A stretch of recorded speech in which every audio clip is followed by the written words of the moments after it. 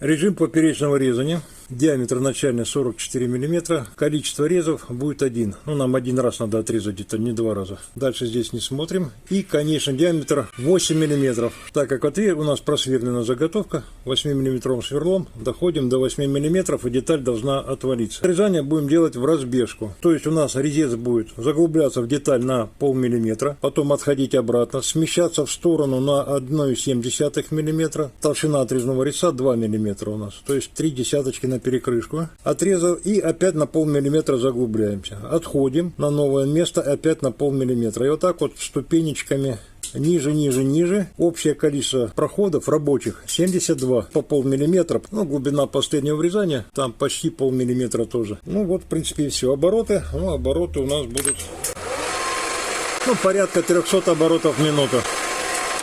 Поехали.